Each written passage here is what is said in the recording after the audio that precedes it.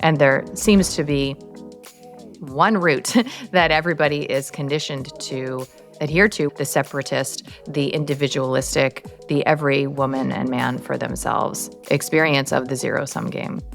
And the only reason that matters is because your system will never exhale under those conditions. I'll die on that hill. Like, your system as a woman will remain vigilant, and you can gaslight yourself all day long and talk about how great it was to fuck that guy on a Wednesday and another guy on a Thursday, how it's no big thing that your kids are getting schlepped between houses, and how much you feel excited to go work and then come home and work in your house and manage your household by your damn self. It isn't about being perfect. It's about being better. Hello, my name is Dr. Stephanie Estima, and I host expert discussions with thought leaders in all facets of health, including nutrition, fitness, hormones, stress management, performance, recovery, longevity, health span, and energy production. On this show, we discuss complex science, but then we also alchemize it into actionable, everyday living. The ultimate goal with the show is to assist you in making informed decisions about your health and to catapult you into being the hero in your own life.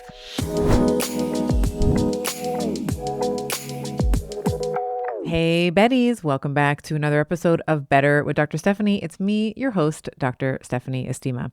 Now, before I tell you the guest and before I tell you what we're talking about, I'm going to ask you, please, pretty please with a cherry on top, to keep an open mind in this discussion. This is a conversation that might shake you to your core, or it might reinforce for you some things that maybe you've been feeling but haven't been able to articulate. And I think that either of those cases are totally fine. There's no wrong answer. There's no right answer. I think whatever is what it is supposed to be for you. There might be points in this conversation that you don't like, and that's totally fine. And I'd love to hear about it. And there might be points in this conversation that you loved, and that's totally fine. And I'd love to hear about it. With that being said, my guest today is Dr. Kelly Brogan. She is a holistic psychiatrist and author of the New York Times bestseller, A Mind of Your Own and Own Yourself, the children's book, A Time for Rain, and most recently, and what we talk about today, The Reclaimed Woman.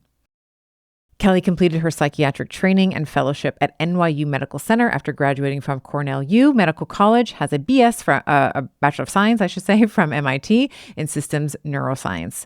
She specializes in root cause resolution approaches to psychiatric syndromes and symptoms. So what did we talk about today that I put this pseudo warning up? Well, we talked about a lot of things. We talked about what it means for a woman to feel safe in her body and the conditions for that to exist. We talked about shame. We talked about how maybe in the online and in person, like URL and IRL space, we can stop telling other women how to women and maybe what those things bring up in ourselves. We talked about the mother wound and the father wound and how that shows up in both men and women. We talked about archetypes, so how we might go from a girlfriend archetype to a wife archetype. We talked about what happens when we raise children, not realizing our own wounds, like if you're a mother raising a son, how you might be, maybe unintentionally raising a man who is disassociated from his own primal instincts. We talked about listening to our intuition, those little no's and those little yeses, those invitations to curiosity and adventure and what that means. And we start off the conversation with feminism. And I sort of joke as we started, like, let's start off by pissing everyone off and talking about the greatest lie that was ever told. And then we get into this feminism, sort of different iterations of feminism and sort of what it represents today. I would love for you, as I said, keep an open mind. Some of this might be revolutionary. You've never considered this before. And some of this might articulate exactly how you've been feeling on the inside.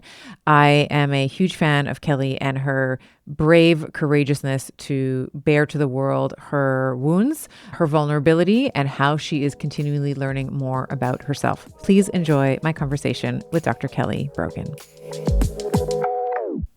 Kelly Brogan, welcome back to the show. It's such a pleasure to be here.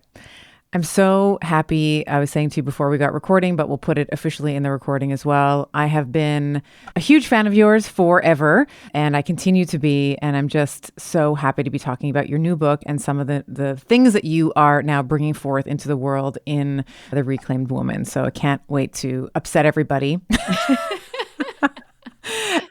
You've brought a professional on board for that. Yeah. So in that vein, I thought we might start with a chapter in your book called Feminism, the greatest bait and switch of all time. And I'll start by saying that I have felt, especially in the last, I sort of always grew up like as a feminist, whatever, guys can do, girls can do better, we can do bleeding, all these little silly things that we say. And I've been very, I'll say, disenchanted with the direction of feminism. And in a way, it's become this man-hating, cut off your nose to spite your face kind of movement. And I don't know that I identify with it any longer. And even, another piece I'll sort of offer into the ether and to you is I was having this conversation with a friend a couple of months back where, I've been reflecting on my life as you sort of do in midlife. I feel like I've been thinking about all the decisions all the things that have led me to where I am. And I think that I would, if I had another go at it, another crack at life, if I had a redo, let's say, I might not have chosen the doctor route and building, I might have just been like, I'm just going to get some chickens in the back, take their eggs every day and, be a soccer mom and cook, have an ongoing sourdough starter somewhere in the home, The essentials. The essentials. A woman kit. Yeah. Yeah. No, I relate. And I have found myself, and it's lovely to speak to you, and to connect over the course of this journey that I've come to understand is pretty archetypal. There have been points where I look at my life experience and I'm like, wow, that is a dumpster fire, going on in my lifescape. But now I can I'm in an exhale moment and I can appreciate that, I've just been walking a pretty archetypal individuation journey, and these ruptures with the fabric of my otherwise crystallized reality are a part of the deal. And so a lot of what I consider myself in a position to discuss is only, the things I wish I had known, right? Because I am a passionate believer that, we have as women the opportunity to hold out a hand in the dark to each other. And even though we know how to walk in the dark, we are literally born to do just that, meaning that we can thrive in uncertainty. We can intuit the next best step without any map, plan, or even guidance. And to feel, your hand, my hand, to feel these women reaching out and saying, hey, come this way. It's one of the greatest pleasures that I've had in my lifetime is to feel that presence of a woman who's just a little bit farther on the path than me. And what is this path? It's not linear, but in terms of really, peeling back the veils and to feel her hand reaching out and saying come this way. So, if I were to offer that to myself, let's say 15 years ago self, I might have whispered something along the lines of what we are talking about. And that's not to say that I would have imagined that 15-year ago Kelly would have been able to hear that thing. I remember I was on the Joe Rogan show, and one of the questions back in 2016 that he asked me, he's like, what if you were in a bar with your 10 years ago then? Okay, so 2006 self, what the hell would you have talked about? And nothing. We would have had nothing to talk about, right? Nothing in common. And so when you are... and I would have judged her for the drink that she ordered. 1,000%. And many more things. Yeah. So when you're in the business of pivots, and you get accustomed to these life pivots, it's not necessarily the case that the more aware version of you can connect to the less aware version of you. And nonetheless, I might have said hey, you think there's a feeling on the other end of this career, right? You think there's an experience that you were born to claim and that it has to do with your mission, right? And I know you've always been told by your mom that it's so essential that you be, independent, an independent woman, a self-resourced, financially emancipated woman. But there's something that you'll sacrifice on that altar. And it's something that you can't actually ever get back in a lifetime. And that something is the primacy of your role as mother. And perhaps relatedly, it's also your experience as a wife in the covenant of marriage. And I have had a wild, beautiful, legendary carpet ride, neglecting that whisper if I even heard it, okay? And I wouldn't actually change a thing. And the experience of my second marriage and the ways that I have become seemingly all needed to unfold exactly the way that I couldn't possibly have written it.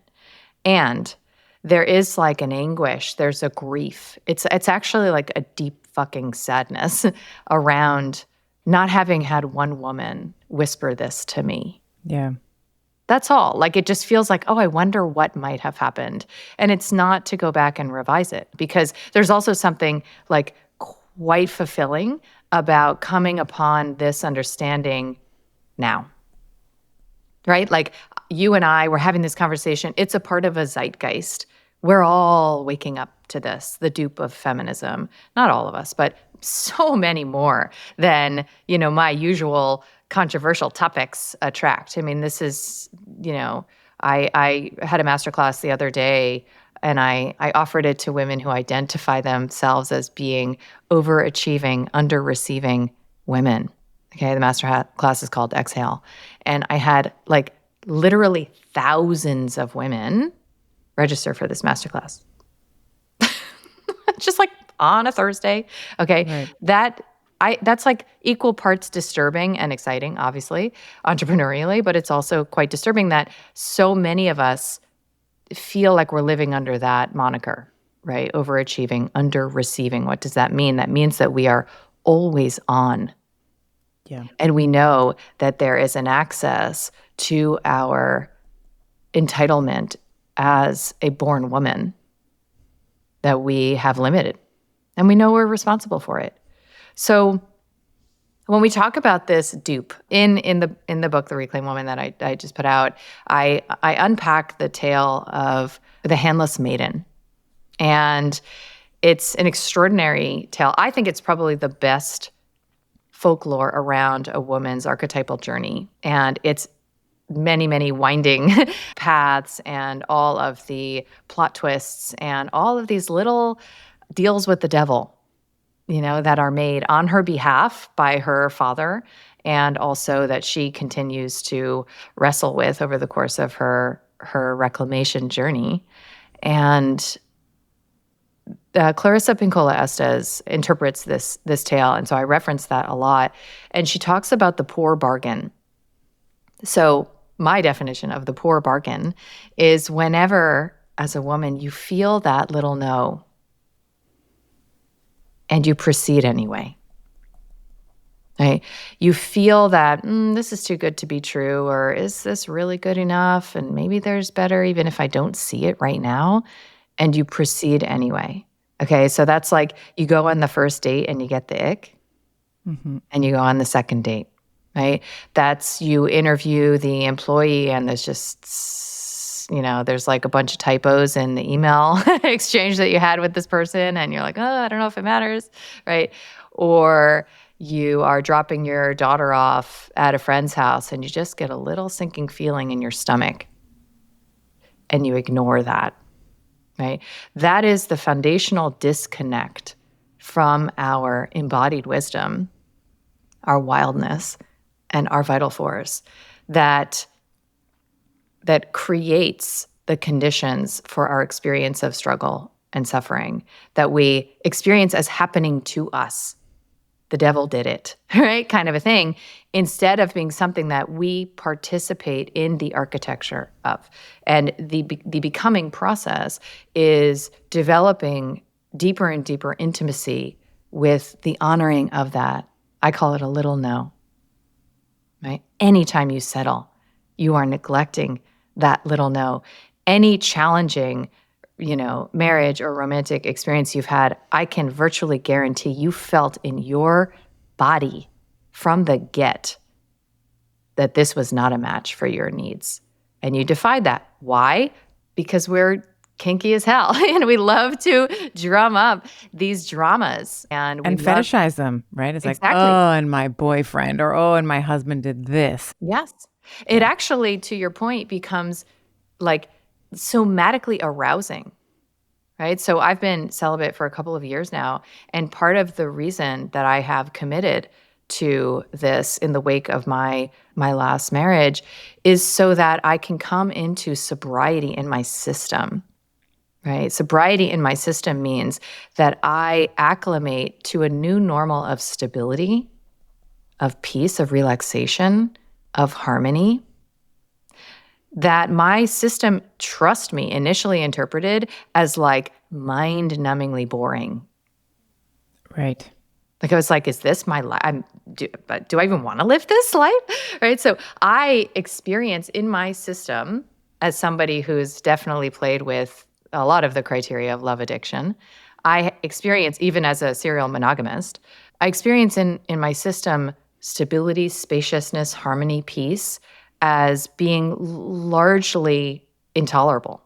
Okay, now a lot of the work that I have done over these years is expanding and titrating into my capacity to hold and enjoy, like truly derive pleasure from the simplicity, from the mundanity, from the absence of the highs and the lows that I was so addicted to. Yeah. Now, mostly they were like romantically derived for me, but in the wake of that, trust me, I found many ways to source these dramas, a lot of them through my business, and then just through like conflicts that I'd drum up with like, the roofer or whatever. Right. Like I would like a lighthouse, like go searching for something that I could feel disappointed or resentful about.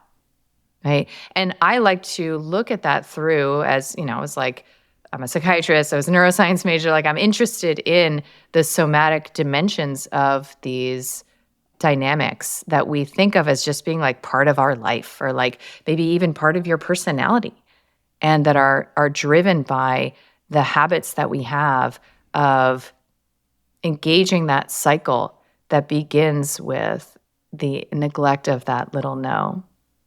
So, to answer your question about feminism, I too feel like, I was born a feminist. I can't remember a time in my life that I didn't identify with like female superiority.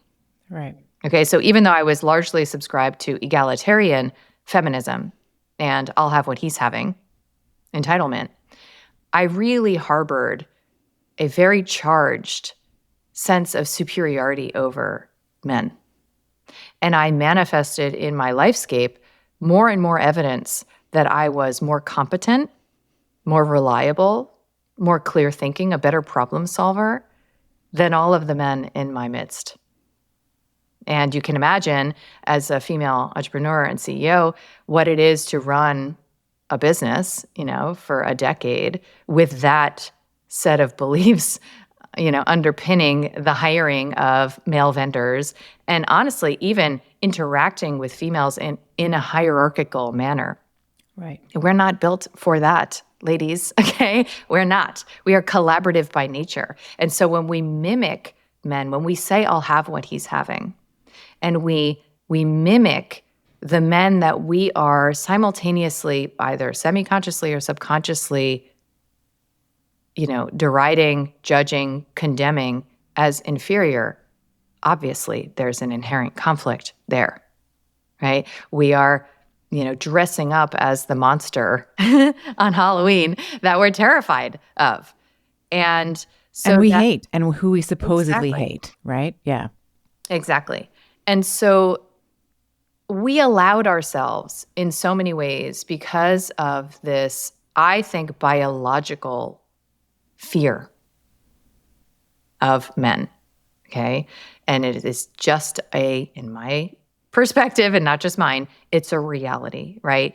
That any man pretty much could kill me with his bare hands if he is displeased with me.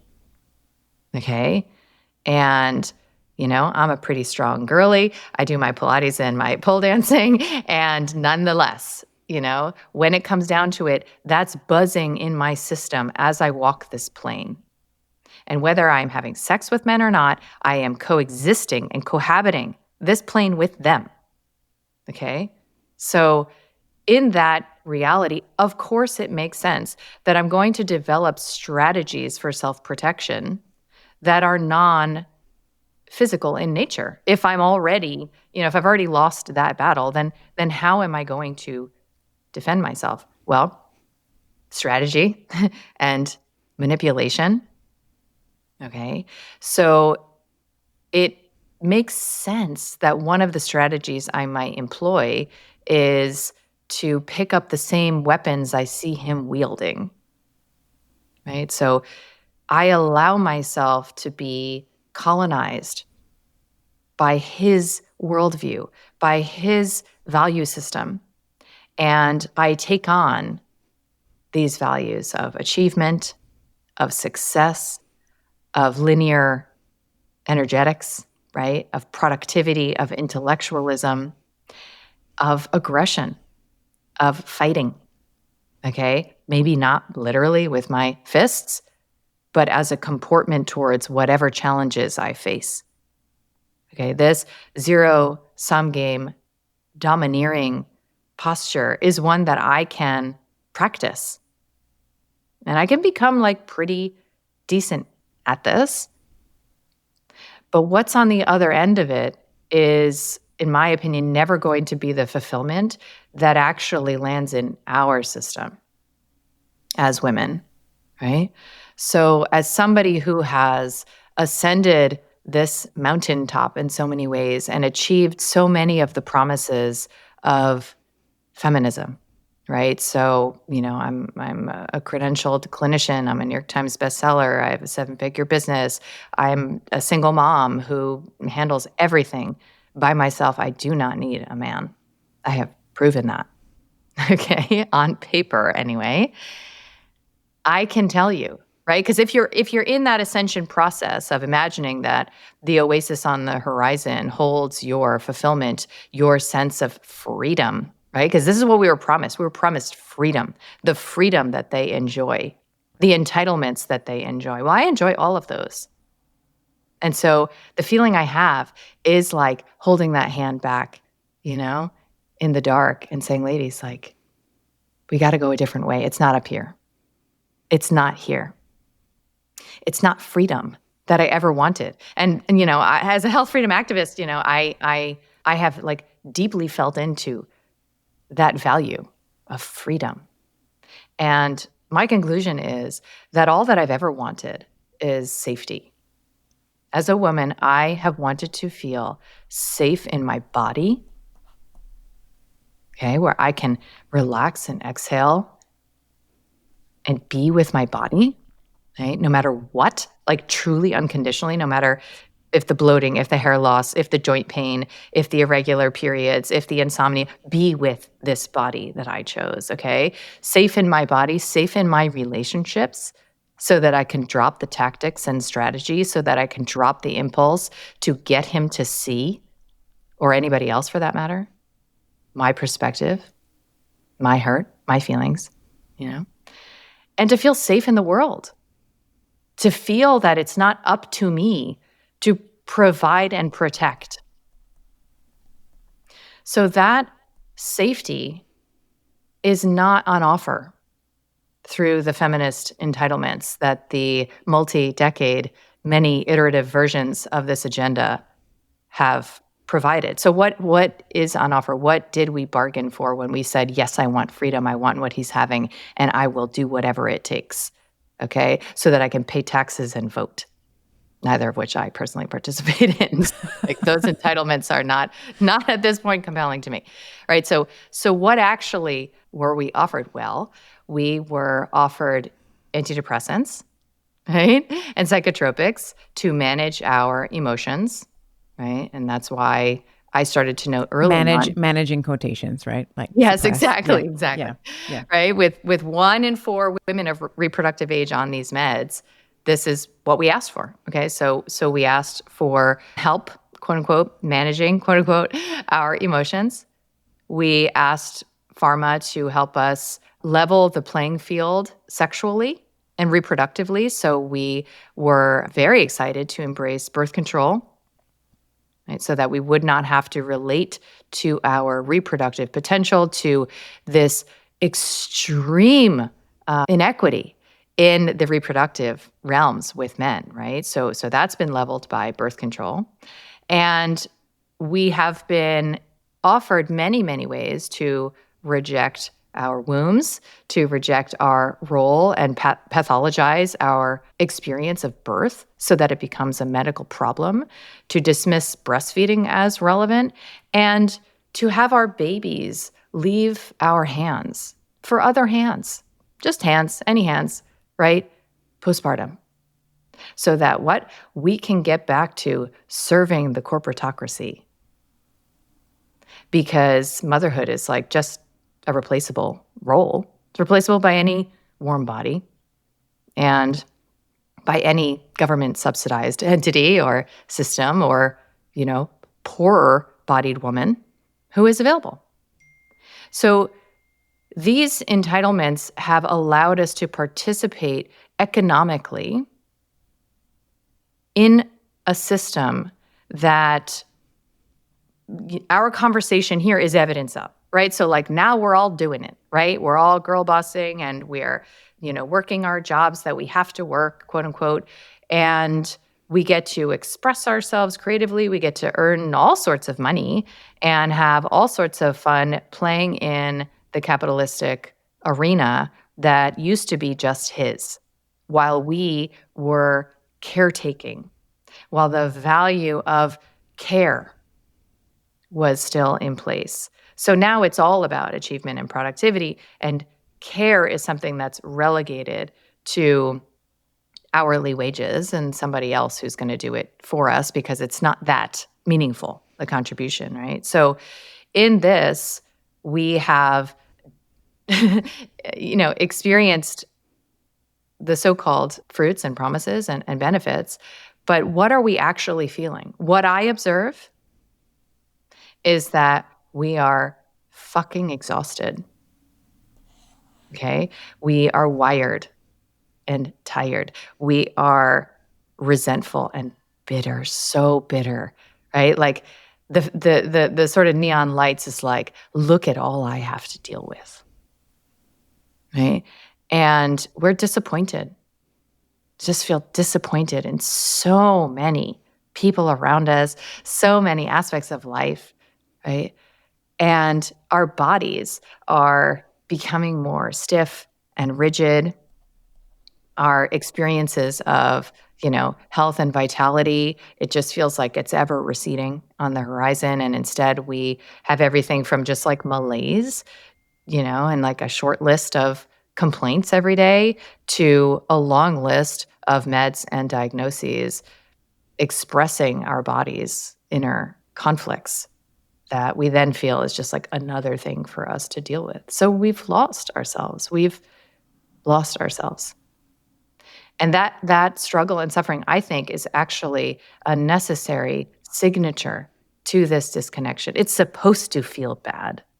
It's supposed to feel like what I refer to as a silent scream, right? Something is wrong.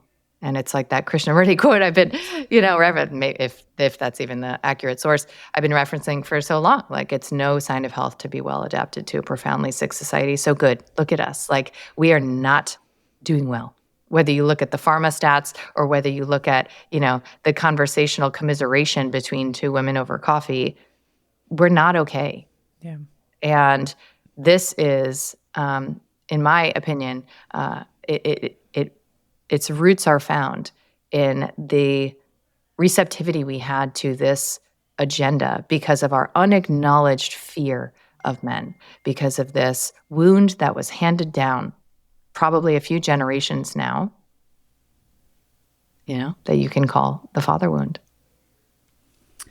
We're going to go there in just a minute. I did want to just add in with feminism, as I've been questioning this as well. It's like, what is it that we actually want? Mm-hmm. Do we want men to apologize to us? Do we want to be building the bridges and going into the coal mines and, erecting tall buildings? Like, what is it that we want? What is the feminist movement trying to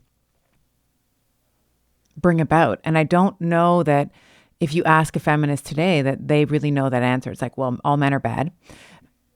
And it's like, what do we really want? Do we want, like, to your point, do we want to scale climb the mountain, have all the accolades, all the letters behind our name, all the, the figure, the 7-figure, whatever it is in the bank, and at what cost? Children that you don't feel connected to and they don't feel connected to you, feeling divorced and disconnected from your own body because you're on several medications to manage, quote unquote, again, manage some of the symptomatology that your body is literally screaming at you to pay attention to. Like, at what is the cost? And you put this, there's a sentence in your book, and I can't recall what chapter it is now, but you said something to the effect of, every time you say yes to pharma, you're saying no to your own body. And I think your whole journey in the many iterations and rebirths that you've had have been about coming back home to yourself. And the last point I'll make with feminism is, like, it's supposed to be about choice, like that was sort of the original intention around it. It's like, if I choose to stay home, I can do that. And if I choose to go out into this world and, show up in whatever way, at whatever cost, and I'm aware, I have informed consent in terms of what some of the consequences might be of those choices, I can still go out and do that. And what we see today is there's this perversion where women, and I see it on social media more, where women who have chosen to be homemakers, let's say, who enjoy making sandwiches and, food or whatever for their men, the comments, you mentioned before, walking this plane as a woman is understanding that a man can, with his bare hands, murder us at any point. And I think our weapon of choice, and you talk about this in the book, is like, we are vicious with our words.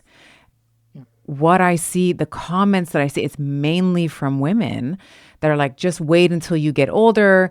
He's going to trade you in for, a younger whatever, or you're, how dare you do this? You're a traitor to women. It's like all these different terrible comments about women's choice, almost as if that is some sort of step backwards. Like, to stay at home and raise your children is the most disgusting, lazy, sloth-like, indignant choice that you could possibly make for your life, is to be a homemaker. Like, what a shame. How dare you?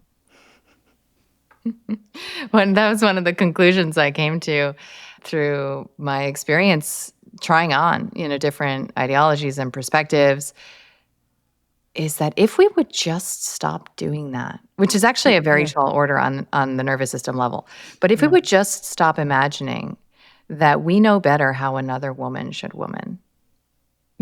Just women, ladies, can we stop that, right? And I mean your best friend and anonymous girly on social media, just hold the sensation that you have in you that says, I need to show her what she's doing wrong. I need to get her to see how she's doing it. I need to save her from herself. I need to save her, exactly. Right. So if you could hold that sensation in your body and not say the unsolicited thing, we would change the fabric of reality overnight with that one shift. And I'm not saying that's simple. It's actually one of the most advanced expressions of sovereignty and emotional self-mastery. But nonetheless, it's a pretty simple, sort of directive, I guess, to consider the possibility that it's not your business and you actually don't know better how that woman should be living her life, should be dressing, should be acting, should be moving around in her body, right? But part of the challenge of choice feminism is that there is the individual choice, right, that you have to make for your life, homemaker or corporate baddie, right?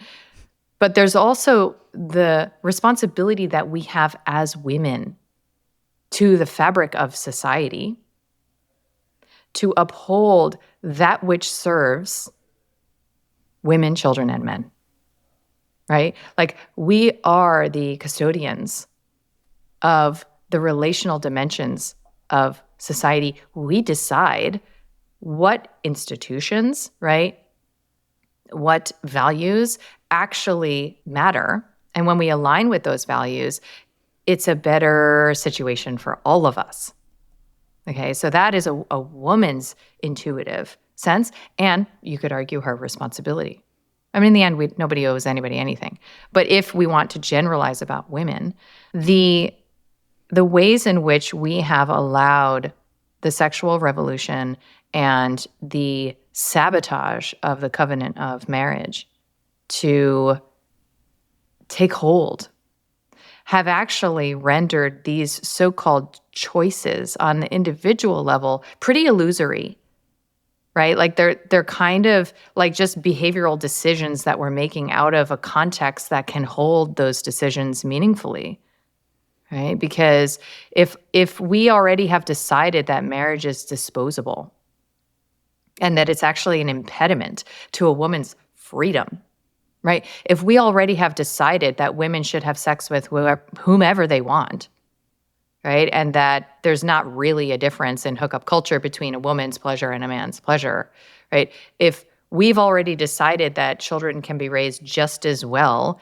in a fractured family of divorce as in a so-called nuclear family of origin, then to make the choice to uphold traditional values, it becomes this radical act that is, as you're suggesting, something that is deemed to be at odds with what women need in general, right? And what we're here suggesting is that, the shifts in women's sexuality and sexual access, the shifts in marriage, the shifts in child raising, okay, the shifts in our relationship to our careers, and the crystallization of this fear and hatred of men, this condemnation of men, actually in totality creates a collective environment wherein those individual choices are actually fairly stifled. And there seems to be one route that everybody is conditioned to adhere to, which is the atomistic route, the separatist, the individualistic, the every woman and man for themselves experience of the zero-sum game. And the only reason that matters is because your system will never exhale under those conditions. I'll die on that hill. Like, your system as a woman will remain vigilant, and you can gaslight yourself all day long and talk about how great it was to fuck that guy on a Wednesday and another guy on a Thursday, how it's no big thing that your kids are getting schlepped between houses, and how much you feel excited to go work and then come home and work in your house and manage your household by your damn self. Like, your system, I can see it. I can read it, like in a woman. You can feel the tightness, the bitterness, and it comes out as a kind of superiority-infused venom from women who are really dedicated to upholding that gaslight that they're so happy and fulfilled by these entitlements. So, I don't know. I look at, what do we have control over, right? So it's like, with the concerns about rape, right? So, like, are we really going to make men be different? Or are we going to recognize some of the root cause drivers? and address those. It's the same as the allopathic, are we really going to like chemotherapy the issue, or are we going to understand, the messages, signals, and the role of these so-called symptoms in the body? So when I look at what we have control over when it comes to generating the conditions for a safer world for women, if that's actually what I think is our primary value, there are just a few arenas. One of them has to do with sexual access. All right. So I've gotten like pretty prude in my old age.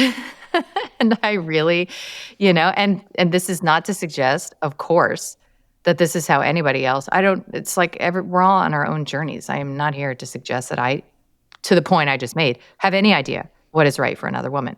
I just know that for me, it's been a huge, huge aha to recognize that the only thing I ever could control with regard to men and relationships and romance and even the partners that I've chosen, right, is sexual access.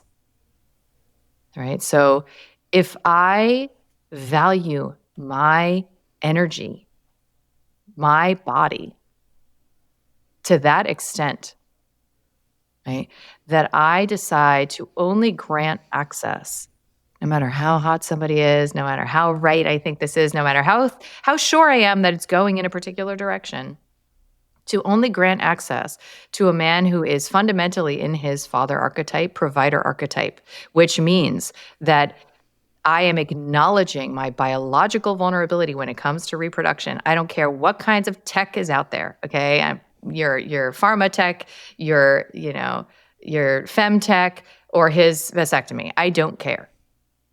When you are honoring your biology, you are saying, I will procreate with this man. Even if you choose to terminate, this is an energetic opening that you are affording to this. You're in charge of that. That's your domain, right? So if I only grant that access to a man who is actualized in these archetypes, then I am participating in inviting men in society to man the fuck up, to step up their game, to mature, and to achieve an expression of themselves that men may only achieve collectively when we invite them to do so through this very powerful incentive that is built in to the fabric of man-woman relating.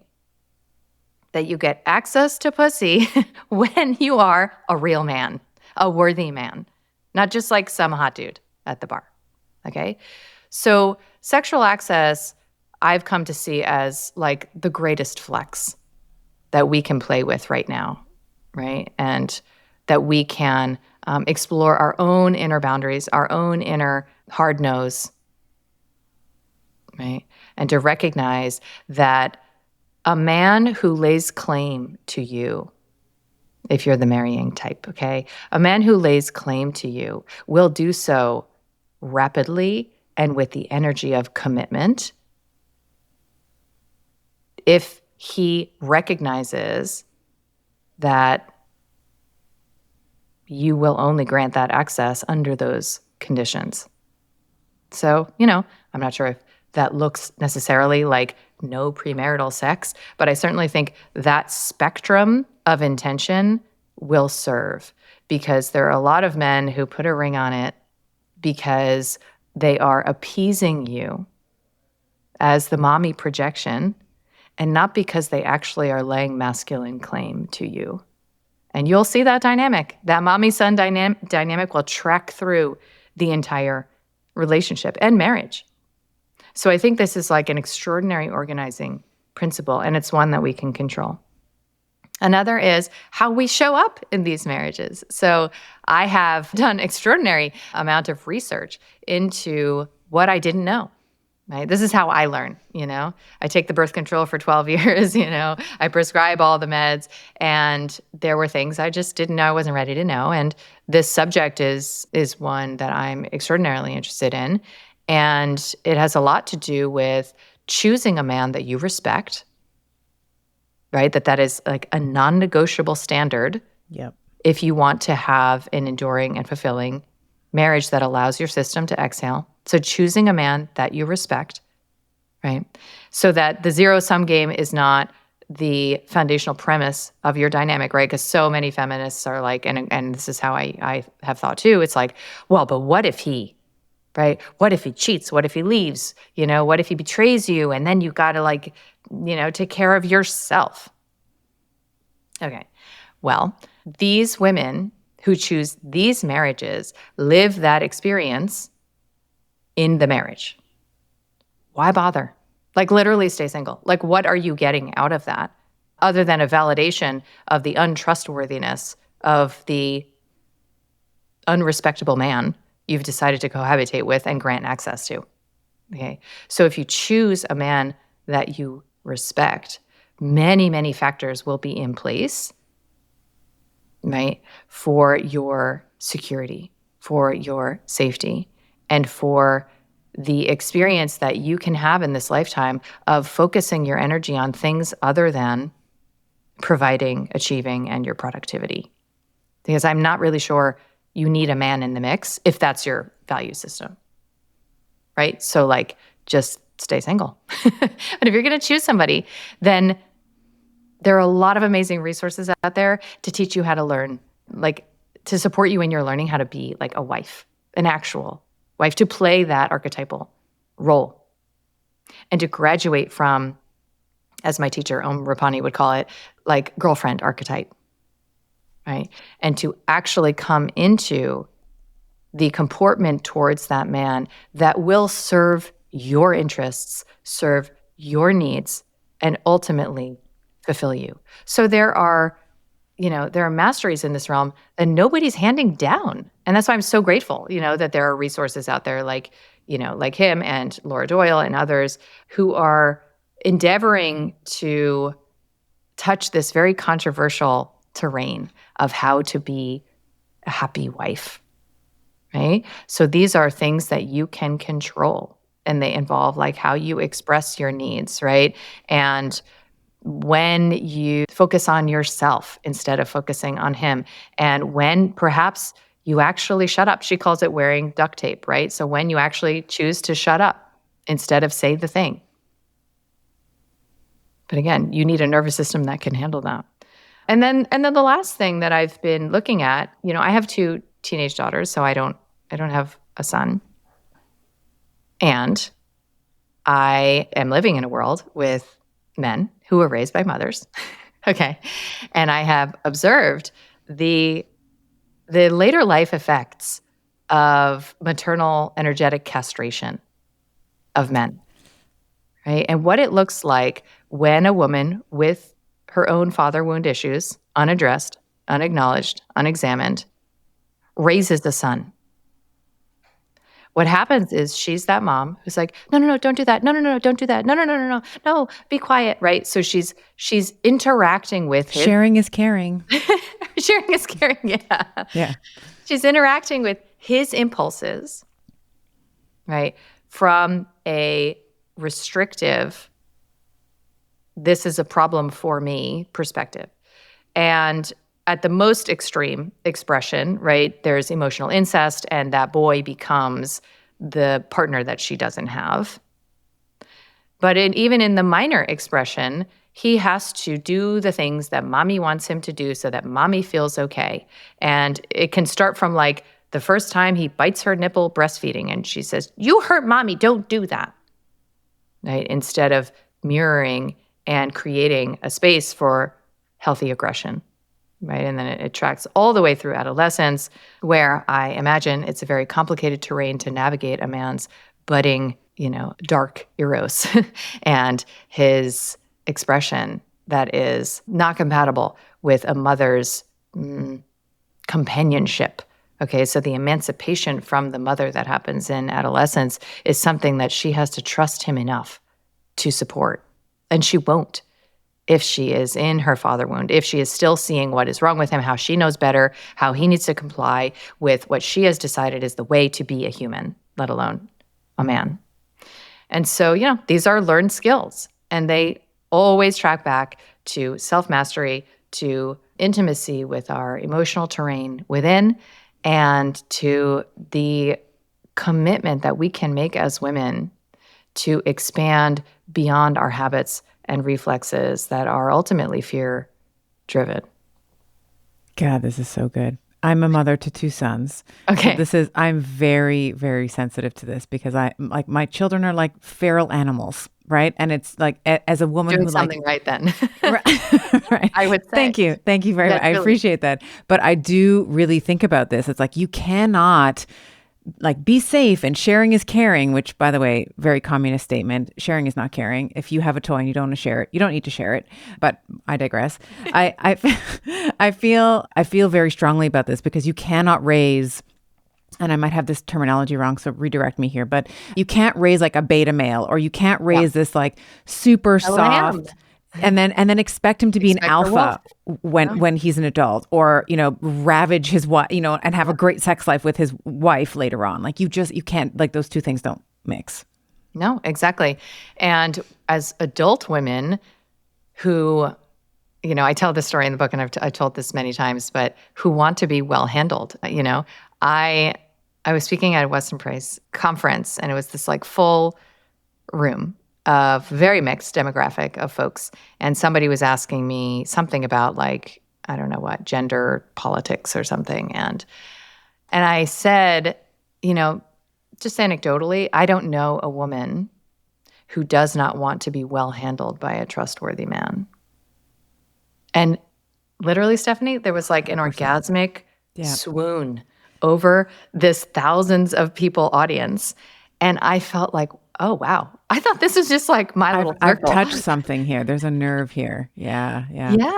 And there was an exhale that I could feel in this, micro collective of acknowledgement that that's actually a yearning, that that's actually a longing. And I've been studying David Data's work for many, many years. And I know that this has been acknowledged by many before me, that this yearning exists, right? That, the fear-driven, like, peacocking that we do for men in what he would call the first stage then graduates to the second stage, where we recognize that self-sufficiency actually feels safer, and that communicating our needs, and relying on our voices and this processing and talking and therapy is probably a better, more diplomatic way to interact with men. Then someday, one day, maybe graduates to what he calls the third stage, which is where we recognize that the devotional comportment that we have towards one another as men and women is the only access to divinity, especially through our erotic connection, that we have been afforded, in these human bodies. So maybe we should organize ourselves into roles, right? And understand what relaxing that habit and allowing our emotions to be expressed in the raw without all the story, right? This is a yearning. It's a deep yearning that we have, and it is not compatible with "I don't need a man" politics, right? And so when we talk about the kind of men that we want, not just in the bedroom, but in society. Yes. The provider and the protector are usually the archetypes that arise. And like you said, if mothers are raising these lambs, right, and they're divorced and their dads are maybe in or out of the picture, or maybe they're critical of the father, forgetting that that child is half of that person, okay, that you're shit-talking and demeaning and competing with, it is going to be no surprise that wounded, confused, immature men are the ones showing up on Hinge and Tinder. Okay. Yeah. So too much for a child to bear. It's too much for a child to bear to hear that their father is a terrible person and treated me so badly, or whatever story it is. I mean, it might all be true, but it's, you can't relay that. Your children are not your friends. You cannot relay that to them because it is too much for them to handle. They are also part of him as much as they are part of you. Yes, he is actually the representation of the animus introject, if we want to get Jungian about it, right? In that child. The father is. That is the template for that child, it's girl or boy, they're inner masculine. That is literally the template. They don't get to choose from the shopping rack, okay? They get that dude, that guy. So if you can summon up respect, appreciation, focus on something that you can actually honor, or just shut up. I think just shut up. I think that's great because I honestly think at some point, maybe I should, let me walk that back. You should think about the things that you loved and respected about this man, because there was a time where you were naked and vulnerable and having sex with him. That's why you have the child. So come back to that. However painful that might be, and however grief-inducing that might be that relationship is over, find a way to speak highly of the father to the child. I cannot say that enough. That is, I mean, I also share custody with their father, and I'll say certainly when we were splitting up, it was very painful. It was very, like, 2 young children, 5 and 3 at the time. I was heartbroken. All the dreams, all the things that came down, sort of crashing down, all the sort of things that I had, dreams that I had with this man and this family. And it was hard at the time. And both of us, I can say very happily, have worked very hard at being good co-parents. And I have COVID to thank for that, because we both were like, what is this psyop? We were both sort of very much fighting before that. And then COVID was, it was a kind of a very tense relationship. And then COVID came and I was like, something's not right here. This is not right. And same. And we found our friendship again. We found, the points of intellect and harmony that once attracted us to each other. And I think that we've done a really good job maintaining that. And we still send each other like memes of Justin Trudeau and all the things, right? all the ultimate form of intimacy. Exactly. It's like, here's a really good meme. Yeah. I actually, you've touched on it a couple of times. I want to make sure that we talk about this, which is the mother and the father wound. Both in men and women, and then the archetypes that can be brought forth from healing or the maturity of that wound. You've talked about safety for women, and I could not agree with you more. Healing for a woman, even if you're just thinking about, you're at the stage of, like, I think I need to change my diet. Right? We're not ready yet for this, for maybe not even this conversation, but a woman cannot heal if she does not feel safe. If she is in that sympathetic physiology that you've been describing, this fight, flight, freeze physiology, there's no way that she can digest, procreate, play, get in her body. Yeah. So let's talk a little bit about the father wound in the woman, in the female, and certainly if you can touch on father wounding in men. And then I'd like to talk about the mother wound, which seems to cut, I don't know if maybe at least for me, it cuts a little deeper. So I feel like the mother wound cuts a little deeper for me, but maybe we can talk about mother wounding in men and women as well. Yeah, sure. I want to mention something because I could almost feel the objection, and maybe it was the projection, but in my body when we were talking about, when you were talking about honoring this man that you procreated with, and I could almost feel the objection that was well, but what about rape, right? Or what about right. If there was an unconsensual or incest or something horrible and you had this baby.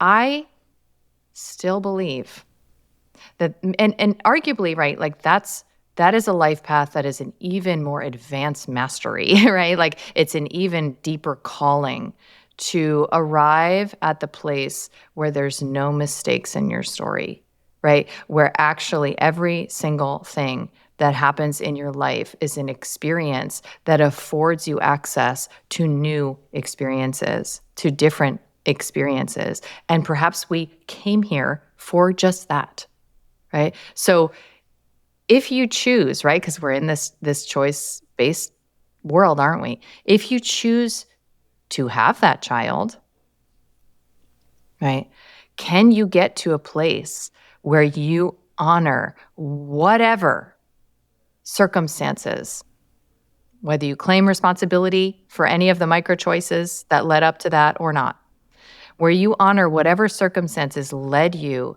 to the procreation resulting in this child? Can you make peace with that and honor that?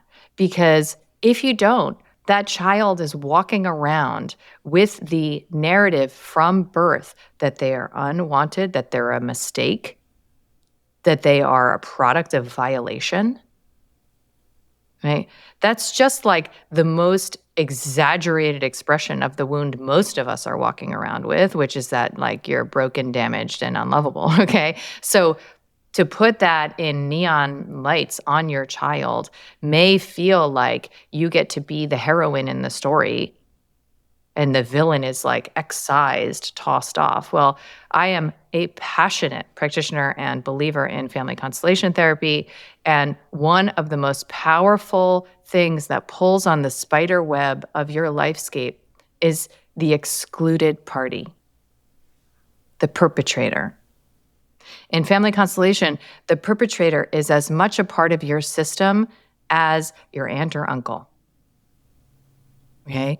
When you are perpetrated upon, that individual is a part of your system, and there is a psychospiritual perspective that says they are actually needed to catalyze systemic changes that would otherwise not be available to the system. That these villains, these evil people, sometimes these criminals, actually are serving the meta of the system that we came here to experience. That's my belief. I know that's a very fucking hot take.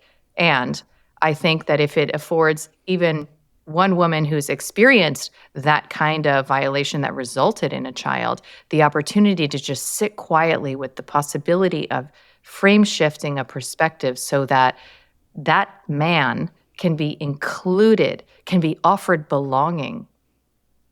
There's actually a healing offered not just to that child, but to her and literally to her entire system and potentially the collective. So that's my PSA on that.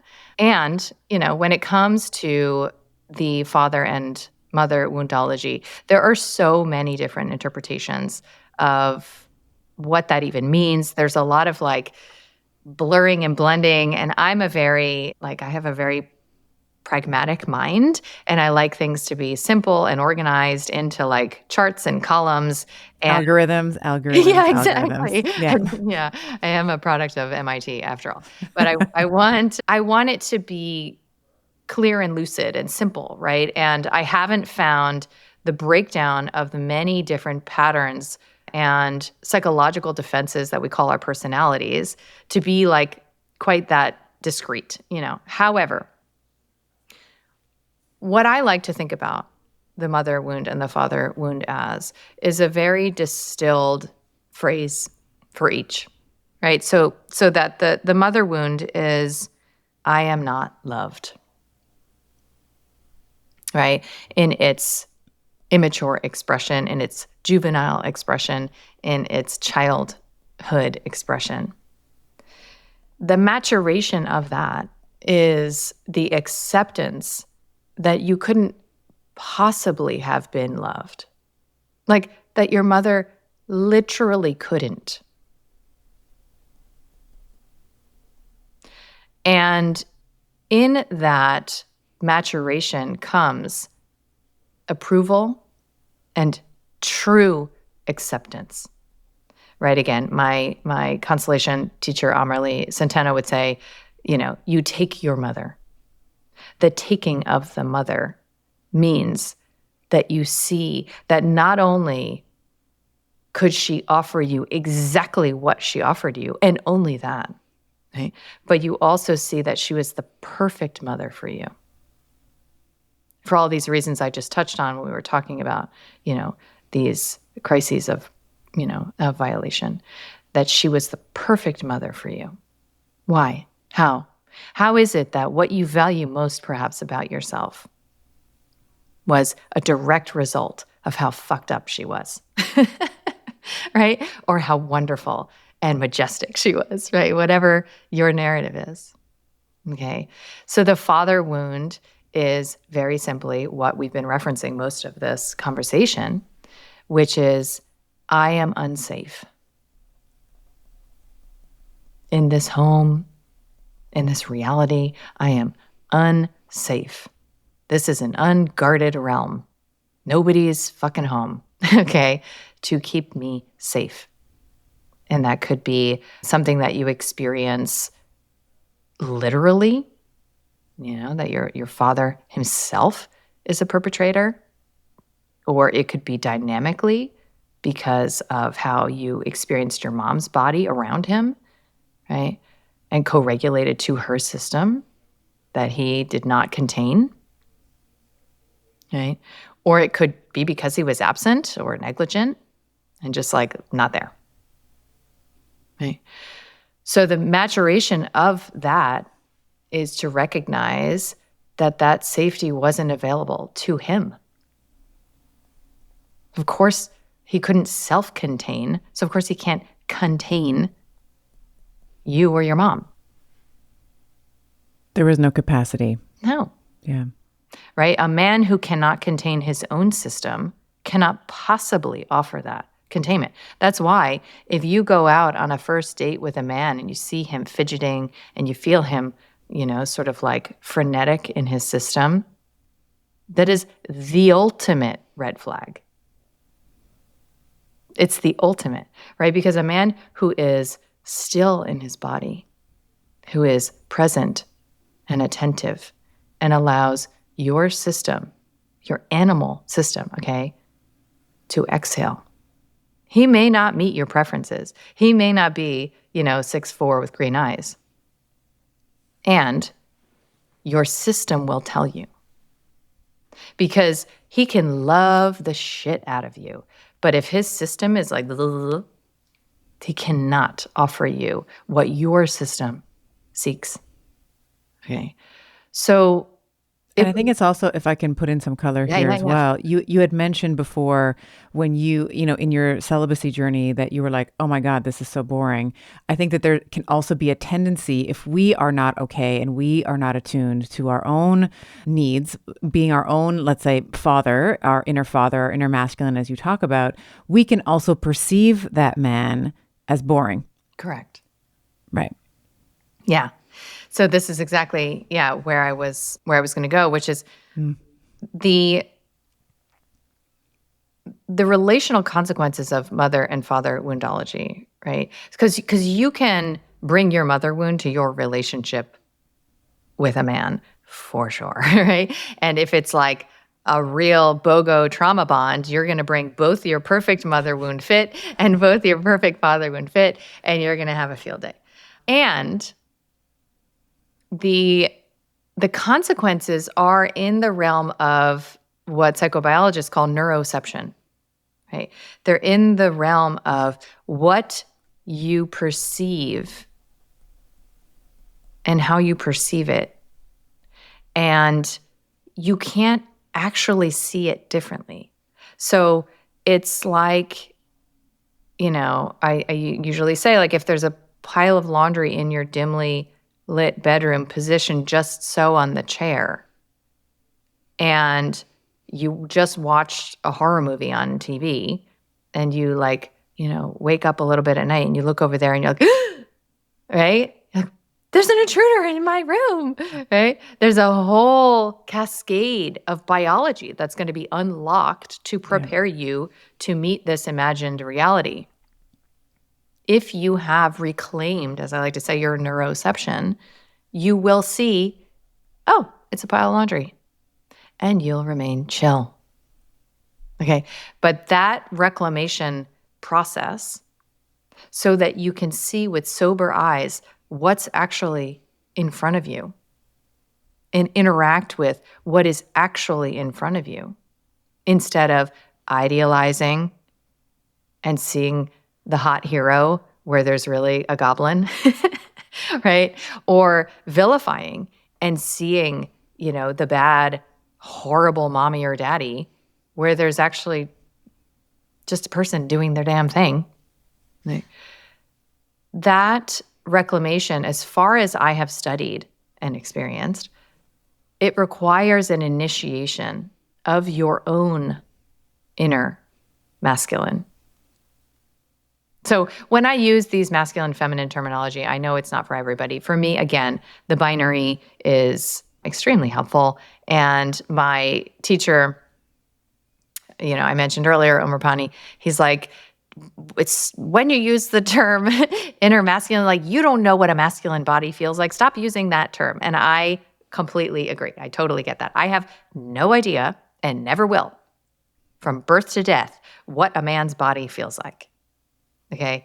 I will not know that. I don't know what masculine energy feels like. What I am talking about is really just terminology to invoke the yang principle of this inner polarity that has been referenced, by many before me. And that initiation from the immature to the mature masculine is simply the taking of radical responsibility for my system and sending my system a sufficient enough signal of safety so that I start to actually believe that I'm okay. I don't believe, in my experience, that you can meditate your way into that you can plant medicine your way into that you can fast your way into that. I'm extremely biased because I have I have a health protocol that I have operationalized for almost a decade now for women. It's called Vital, and otherwise it's called Vital Mind Reset. That seems to do the job in 6 weeks. Okay. And why is this different than just doing a hard thing, a hard, scary thing, and taking responsibility for, your health and wellness in this way?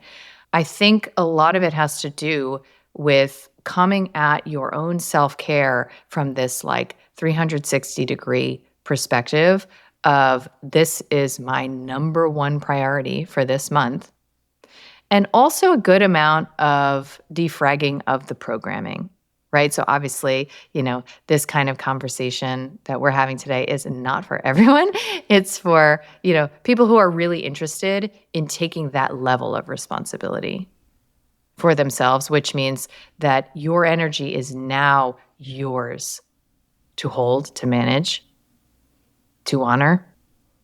And it also means that you don't really get to blame and defend yourself and finger point and prove to somebody without watching yourself do it ever again.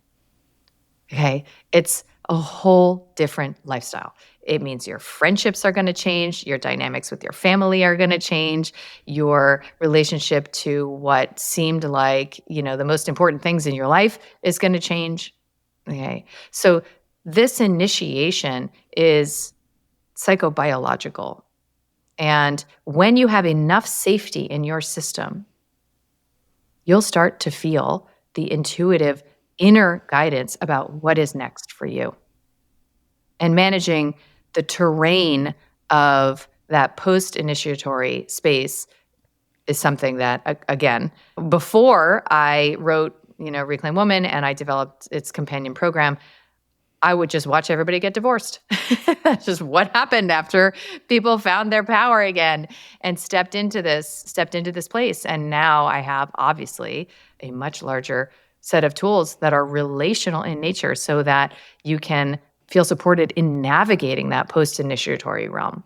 So that sort of masculine initiation that allows you to, what I call self-husband, and to show up for yourself emotionally so that in these dynamic experiences that you have with your partner, with your children, in the entrepreneurial space, you are not making decisions from your little girl or from your maiden archetype, right? Where you are making the decisions that serve your mature, action-oriented inner husband, right? That serve both your emotional realms and your awareness and consciousness realms.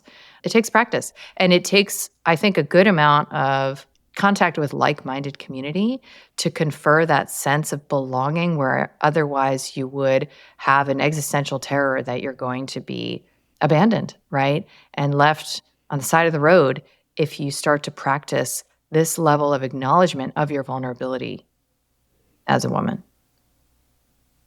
God, that's so good.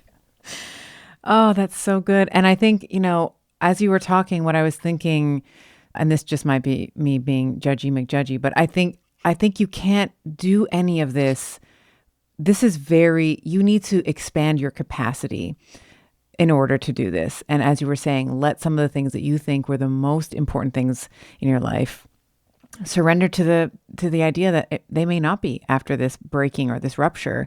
And I don't think that you can do that if you haven't mastered, you talk about the Vital Mind Reset program, and certainly there's so many synergies in terms of what you're talking about and what I like to talk about, which is you have to start with yourself first. Like the diet, you have to sort of reduce some of that systemic inflammation. You have to be moving to some degree, like there has to be a movement program in place. There has to be sunlight.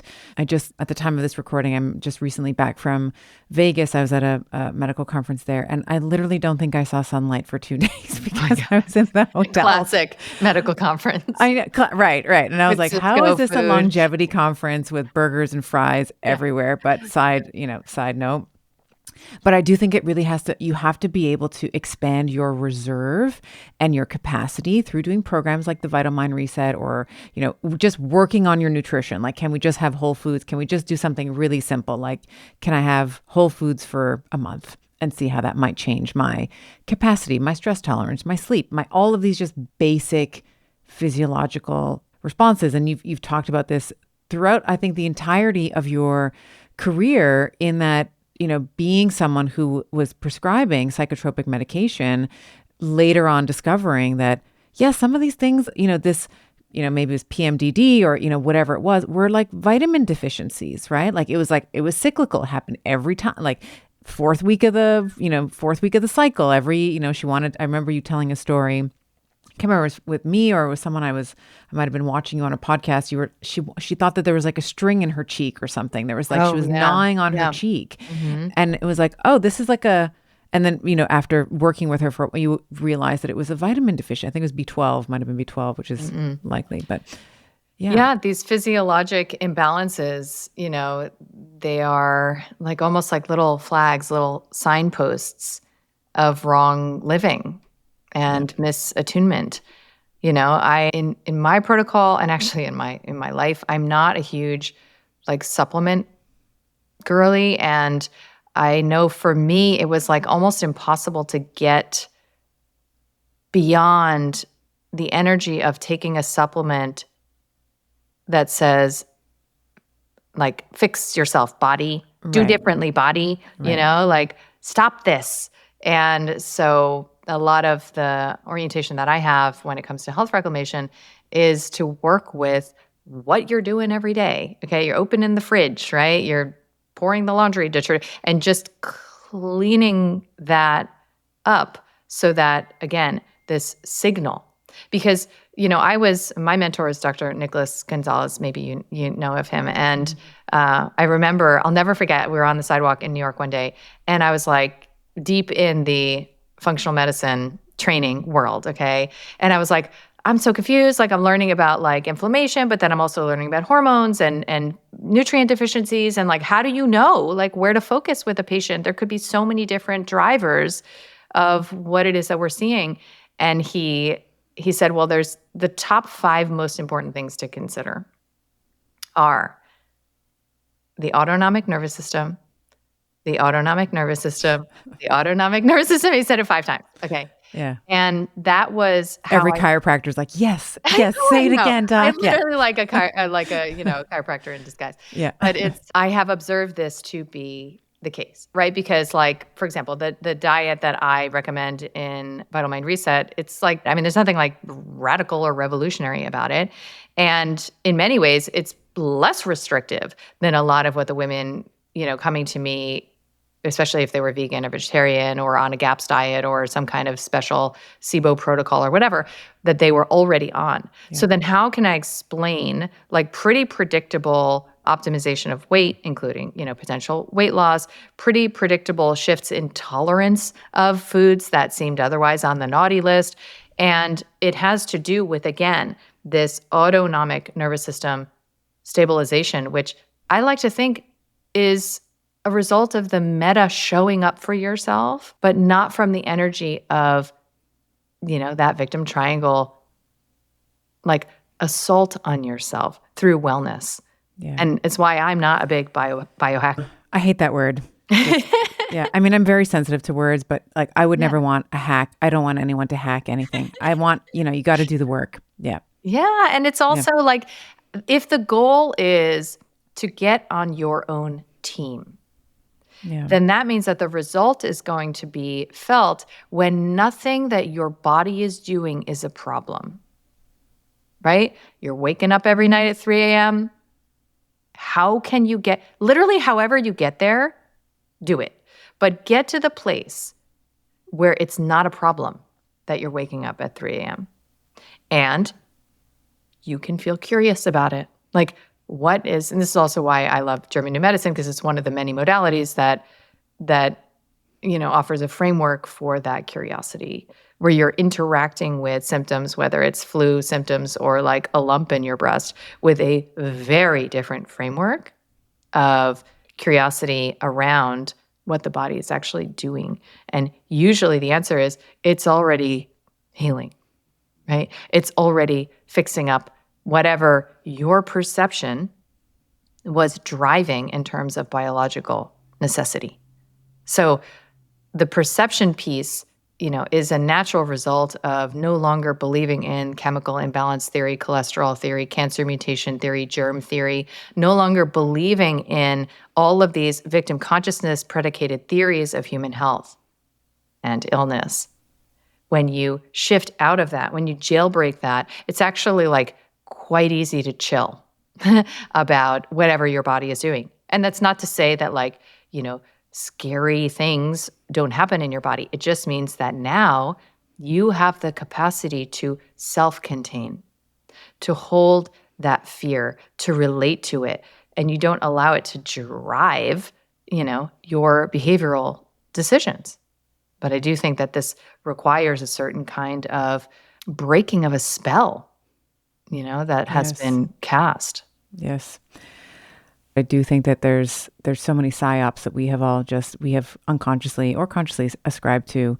And you've been so eloquent in the way that you've discussed this. And I would just invite anyone who's listened to this, and maybe there's been points where you've been repelled or disgusted or whatever, to maybe try to hold that feeling, like rather than like just get it out of your body, because if it's in your body, you don't know what to do with it. Like maybe there can be some way to hold on to it and listen to what that might be telling you about yourself, about parts of you that you don't want to, like in transparency and honesty, like whenever I'm judging someone, it's always if they're lazy, right? If like they're some sort of lazy sloth, I'm like, ugh. Incompetent too. Okay, right. And then I'm like, oh, what does that tell me? Does that mean that I would just really love to be able to relax and I don't allow myself to, because that's pretty fucking close to what it is, So you don't have permission to. Yeah, I don't give myself permission to. Absolutely. So just as we're wrapping up here, you've mentioned the Vital Reset program. If people want to pick up your book, learn more about your work at large, where can we find you? Oh, amazing. I'll just offer the teeny weeny practice to support what you suggested, which I love that you suggested that.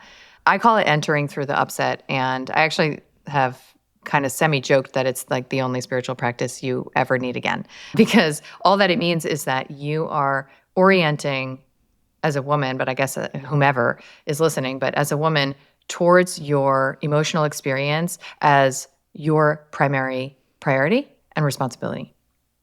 That is the pattern disrupt. That is the record scratch on all of the victim stories you will ever have, because they all involve somebody not caring about how you feel. Right?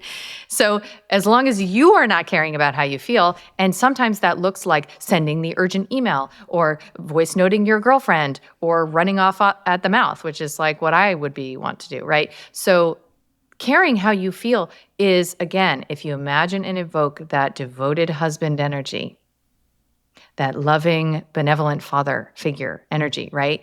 That energy holds attention and presence and offers it to what is happening in the moment. That energy is not like, hey, go do this, do it right now, hurry up. No, that energy is still, it's present, it's attentive. So when you feel the things, that's why I love the word upset, just upset about anything, small or big, you drop everything and you take 90 seconds And first you invoke that yang energy inside of you. You invoke that spine. You feel your butt on the chair. I like to rest my gaze in the back of my head instead of up perched at the top of my eyes, right?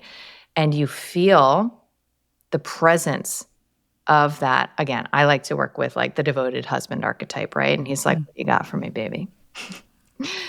And then you simply attend. You offer the gift of your masculine attention to your sensory experience. You attend to whatever's happening, not with labels, not with narratives, not like, oh, I feel grief in my left lung. No, you're just observing and attending to.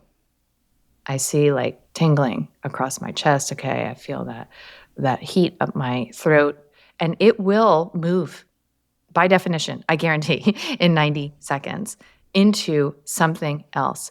And you will most likely be delivered an insight, a memory, an idea, an inspiration, or just a shift in what it is that you're feeling that otherwise will remain static and recurrent if you assume a posture of rejection.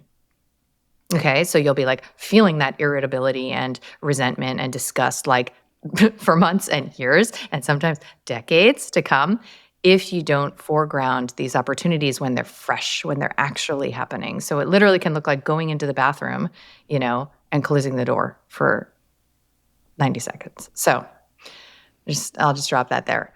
But yeah, I have, after 10 years in the game of exploring how to translate, my journey into feminine safety, which is ongoing. It's a practice I will, die practicing. I've translated it into these two programs, right? The initiatory program, which for women is called Vital, and it includes VMR, which is that 44-day initiatory ritual, because I recognize that when you just enter into the deep end relationally with the reclaimed material, your system may not be able to capacitate the expansion, honestly, the pleasure, the lightness, the spaciousness, and you're just going to cook up dramas. So I need my gals to start with this 6 weeks and then progress to the relational work in the reclaimed container.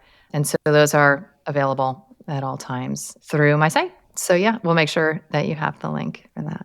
Great. You are such a breath of fresh air. I think we were saying this in the pre-chat. I have so much admiration for you and the deep work that you've done and the way that you've shown up in the best ways that you know how over the years. I am very much a fan and just love your work. Thank you so much for everything that you brought to my Betty community today. I really appreciate it. Oh, this was such a pleasure. And your energy really confers something delightful to my system. So it's just a very enjoyable conversation. Thank you. Thank you, Kelly.